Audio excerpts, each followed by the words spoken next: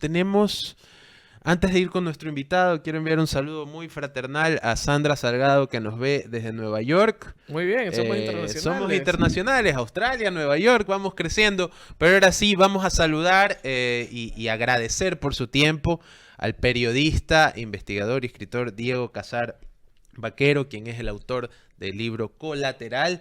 Él va a estar aquí con nosotros en este momento. Quiero saludarlo y agradecerle por su tiempo a Diego y preguntarle cómo está esta mañana antes de comenzar a conversar.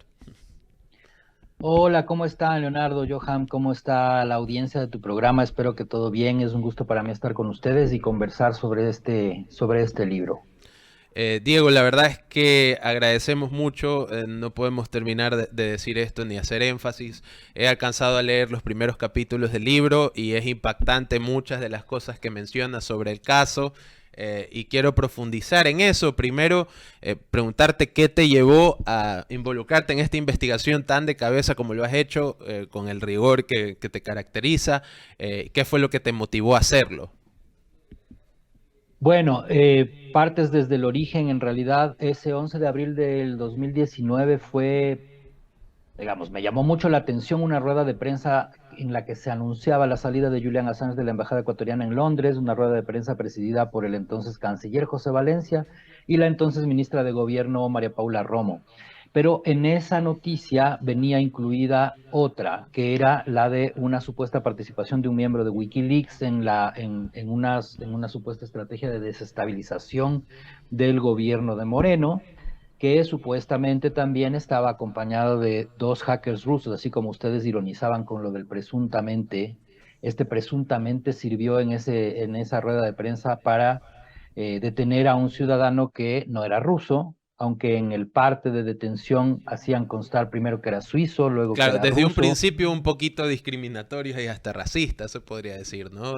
Vieron un Sí, extranjero y dijeron, bueno, es ruso porque es malvado Pero es que yo creo que a todos nos queda, nos recordamos de cómo fue que presentaron las supuestas evidencias que eran los típicos implementos de una persona que se maneja en el mundo de los sistemas, de la computación, que eran pendrives, discos duros externos y una Sí, computadora. disculpa que te interrumpimos, Ajá, Diego. perdón. Puedes continuar. no, no, no se preocupen.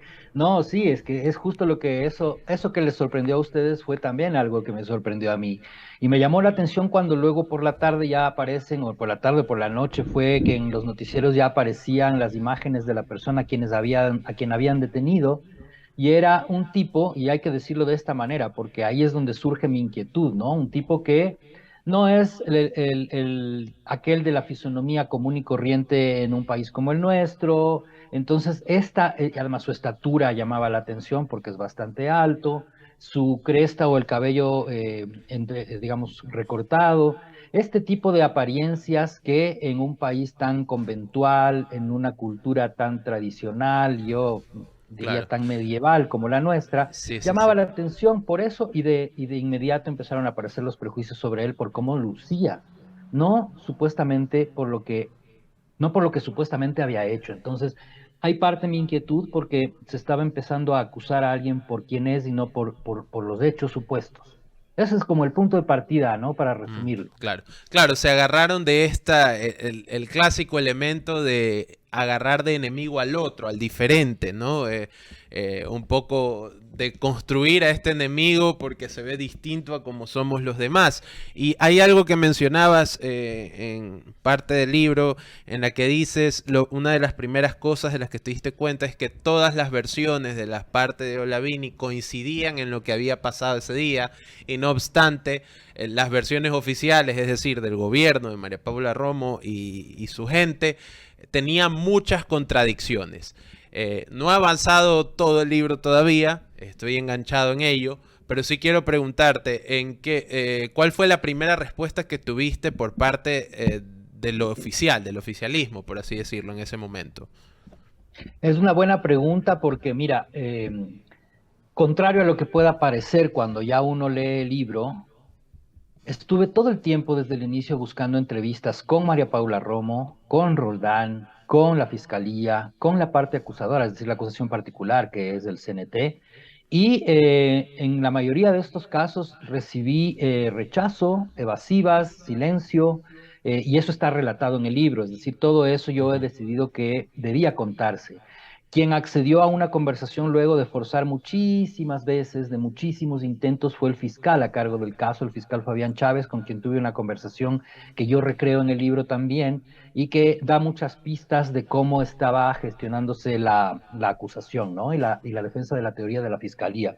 Entonces, eso, aparte del expediente fiscal, fueron como las fuerzas de ese lado de la historia que siempre están presentes en el libro, es decir, traté de que todo fuera equilibrado de acuerdo a las facilidades que me dieron las partes, ¿no?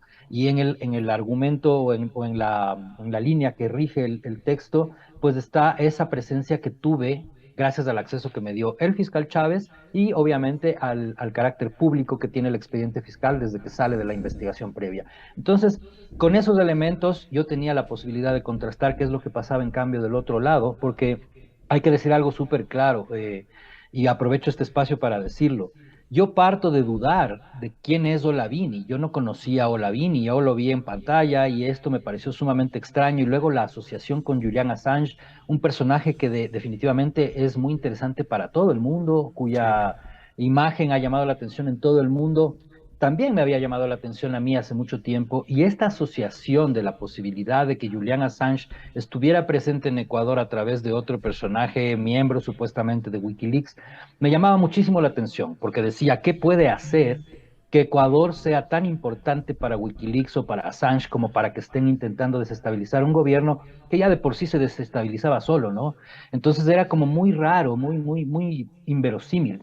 Y eso llama mi atención al inicio.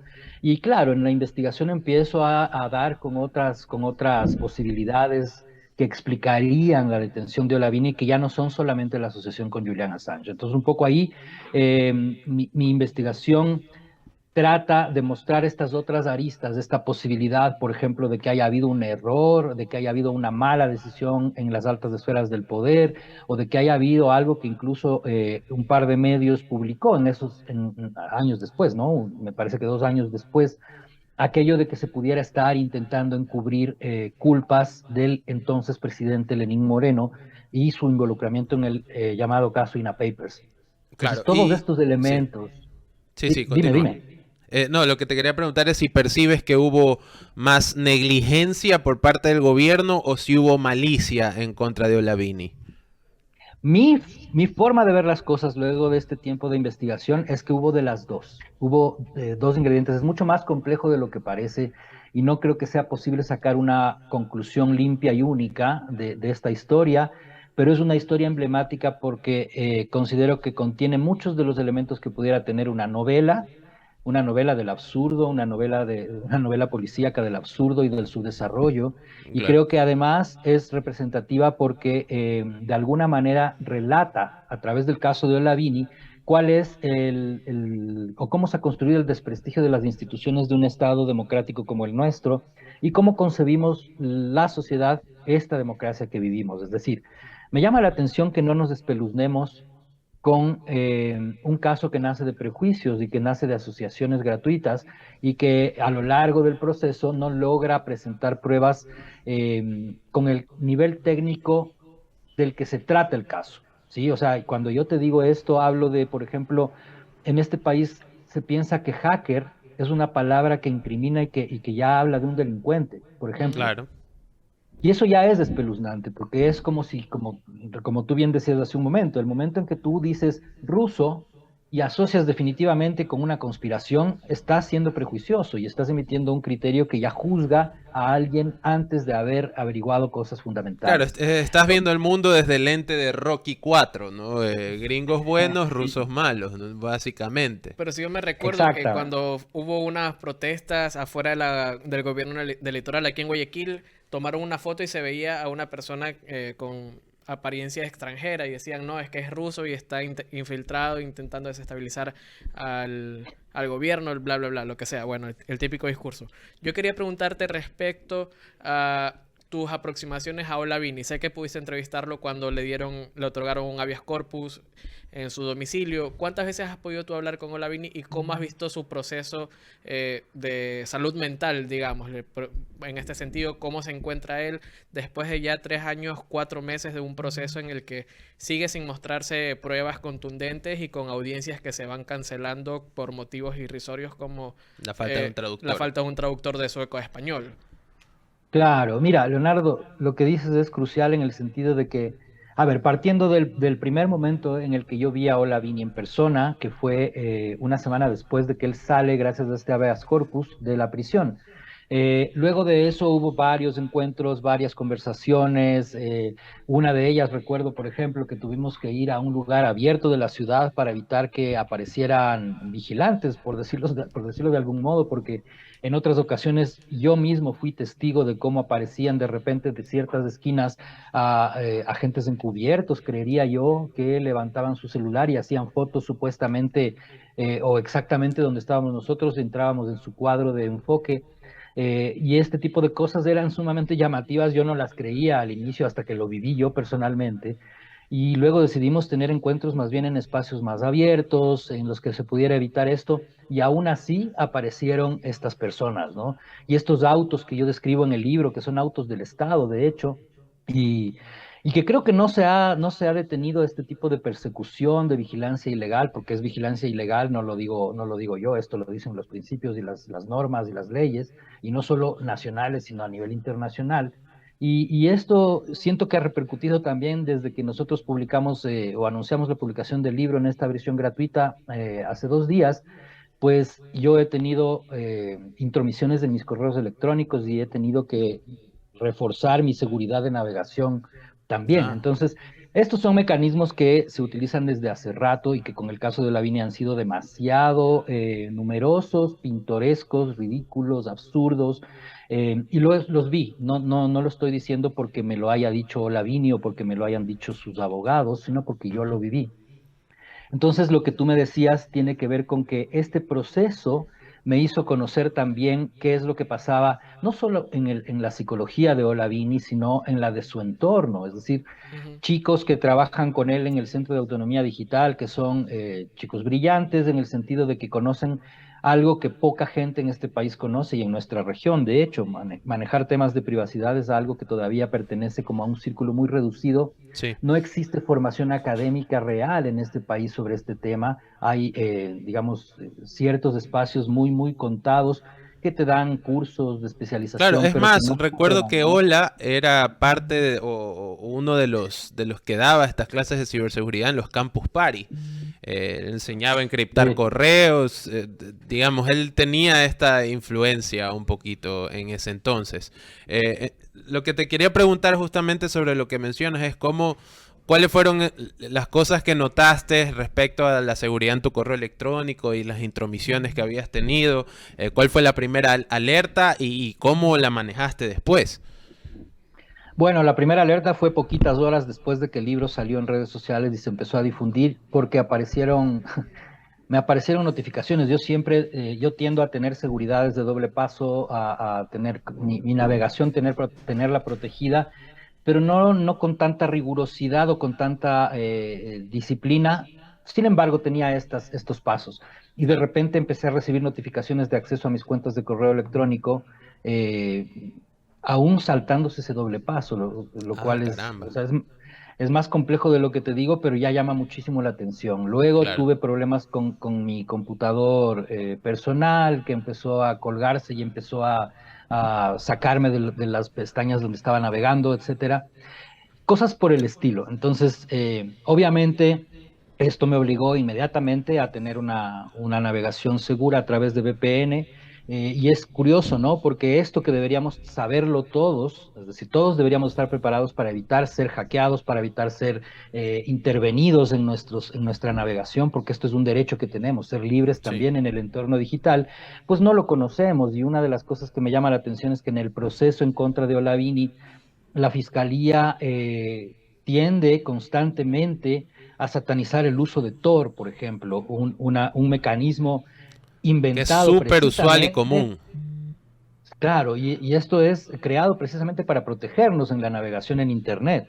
Pero Ujú, lo que se hace durante el proceso en contra de Olavini es hablar de Tor como si se tratara de una herramienta delincuencial, ¿no? Entonces, claro. este nivel de desconocimiento de lo que es la ciberseguridad en este país me llama muchísimo la atención y siento que por eso yo necesitaba contarlo en un libro porque no bastaba con publicar los artículos con los que hemos seguido el caso a lo largo de estos 3 años y 4 meses, sino había que dejar un precedente de qué es lo que está pasando con una justicia que no se actualiza, que no tiene fiscales capacitados para tratar este y otros temas, sobre todo relacionados con derechos humanos, derechos de minorías, con derechos de la población LGBTI, por ejemplo, y ahora, claro, con derechos digitales. ¿Quién en este país realmente conoce a nivel de sistema de justicia, de clase política, de instituciones, cómo funciona la privacidad y la ciberseguridad? Y solamente para terminar esta respuesta, siento que si es que nos retrotraemos a los últimos meses, a los últimos años, quizás 2 o 3 años, no, digamos a los últimos 10 años, vamos a ver cuánta cantidad de ataques cibernéticos ha recibido las instituciones públicas, la empresa Un privada, montón. Ujú. la banca privada en este país, y la forma de resolverlo hasta ahora no existe. Es decir, No, no. lo O que sea, ustedes lo se más cercano a esa imaginan. respuesta ha sido, recuerdo que en el 2019 hubo un ataque a una institución bancaria y nos dimos cuenta porque justamente ese mismo día las personas se habían quejado del acceso y a las 2 horas esta institución publicó en LinkedIn que estaban buscando nuevo equipo informático, ¿no? O sea, despidieron a todos y vénganse todos de nuevo.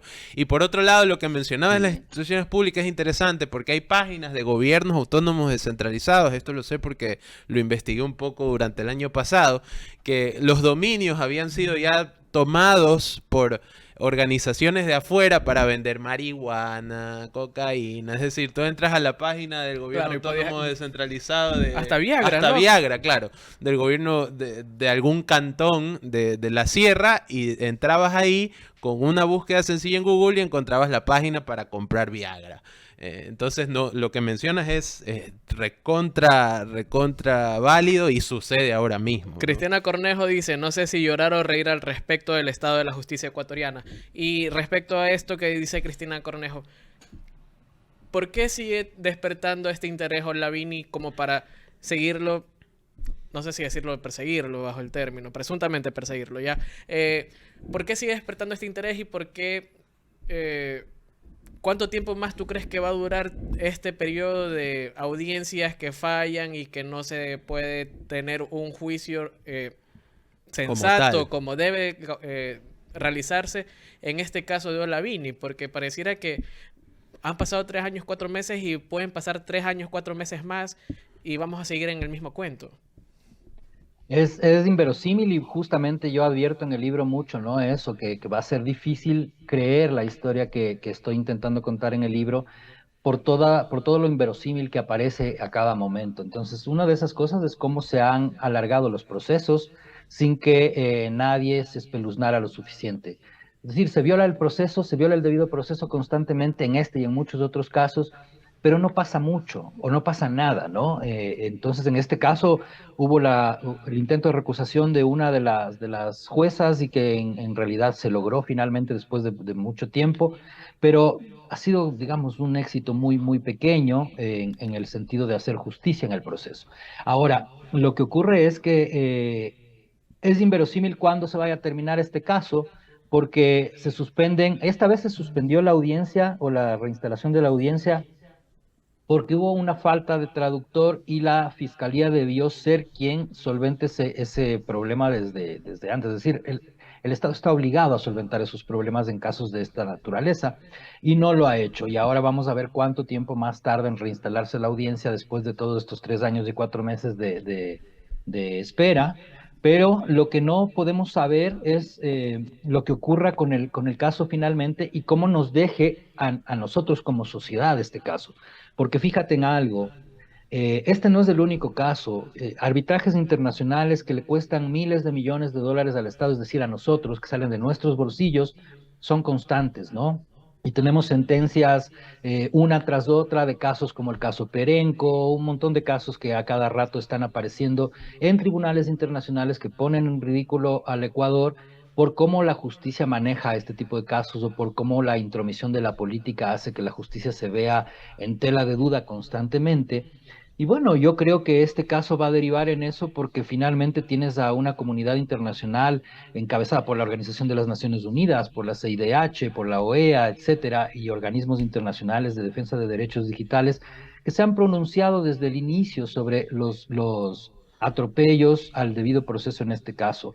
Entonces, no se trata de tomar partido por la inocencia o por la culpabilidad del acusado, sino tomar partido por la justicia y por la libertad, básicamente. Y esto es lo que creo yo que nos tiene que dejar como lección este caso, esta historia, porque es la representación de toda una estructura democrática de este país y también de una cultura institucional, de una idiosincrasia política en este país que nos ha tocado habitar.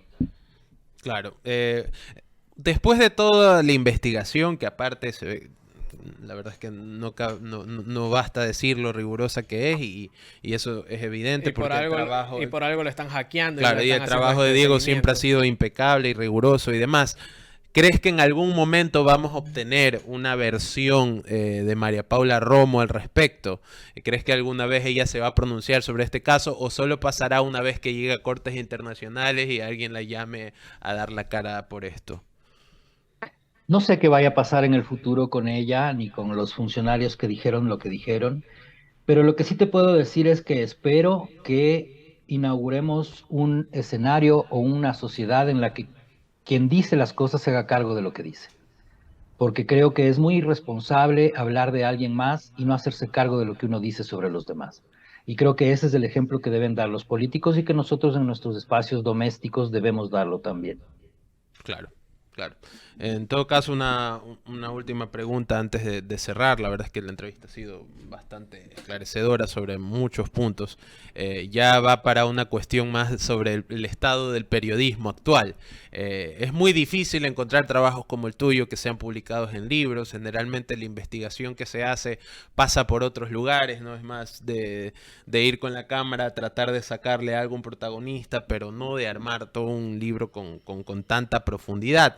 Quiero consultarte si se te hizo difícil, ya no solo en el aspecto investigativo, sino también en el aspecto de llegar a una editorial que confíe en ti y te diga, bueno, vamos a hacer que tu investigación sea publicada a través de un libro. Bueno, lo de la editorial es algo que yo agradezco inmensamente desde el inicio porque fue un interés de una editorial independiente. Su editora, Yadira Guagallo, ha estado detrás de esto todo el tiempo acompañándome en el proceso editorial, en el proceso de Un construcción saludo de la para obra. Yadira, que nos ayudó a gestionar, de hecho, la entrevista. Claro, Con ella nos comunicamos. y justo es por eso que yo siento que es un trabajo, bueno, primero el haber confiado en esta apuesta inicial de la editorial naciente que es Tizarrón para este trabajo de periodismo es algo que yo celebro muchísimo. Y también te digo, y de paso aprovecho, es un momento en el que hace falta hacer periodismo de largo aliento y publicar libros de periodismo. Con la Fundación Periodistas Sin Cadenas, a la que yo pertenezco, también propendemos a impulsar este tipo de trabajos. Milagros Aguirre está también en proceso de promover este trabajo de hacer periodismo y publicarlo en libros. Y hay algunos periodistas colegas también que ya han trabajado en libros de investigación periodística que valen muchísimo la pena. Es un momento en el que viene bien volcarnos a investigaciones profundas en periodismo para complementar lo que se hace en los medios noticiosos y en la cobertura de coyuntura. Sí, eso es lo que podría decir. Ok, muy bien, Diego, muchas gracias. ¿Dónde podemos descargar el libro? Claro, o dónde podemos conseguirlo ¿Y dónde podemos físicamente? conseguirlo físicamente cuando ya esté disponible? Claro, a ver, el libro va a estar disponible físicamente, esperamos que lo más pronto posible, pero va a depender mucho de cómo transcurra el resto del proceso, ¿no? Estos Claro. pocos días que esperamos que falten del proceso, sea cual sea la sentencia que se dicte. Y mientras tanto, hemos decidido también en nombre de la comunidad libre global dejar el libro durante un tiempo limitado para descarga gratuita. Y quiero contarles algo que me emociona mucho y que me agrada muchísimo, y es que hasta el momento están cerca de 400 descargas ya registradas en el sitio de tizarrón.com. Y eso es súper bueno para nosotros porque nuestro objetivo es que el libro se dé a conocer, que circule, que se lea y que se lea por gente que no tiene por qué entender terminología jurídica ni por ahora tecnológica, sino que puede entender una historia que nos llega porque cualquiera de nosotros puede en cualquier momento caer en esta misma circunstancia, ¿no? Entonces, De el acuerdo. libro puede ser descargado en cualquier momento gratuitamente a través del sitio https://tizarron.com. Pueden digitar tizarron.com y listo. Lo que no les recomiendo hacer es el www porque eso no les lleva al sitio de descarga. Claro. Tizarron.com y se accede. Igual pueden revisar las redes sociales de Periodistas Sin Cadenas, ¿no? Ahí también hay un enlace que redirige, está también posteado en las redes sociales de Diego Casar. Diego, te agradezco mucho por tu tiempo. Queda abierto Outsiders para una siguiente entrevista, para seguir sobre este tema o sobre algún otro. No, muchas gracias a ustedes, chicos, y de verdad suerte con el programa y hasta la próxima. Un abrazo Hasta grande. la siguiente. Gracias.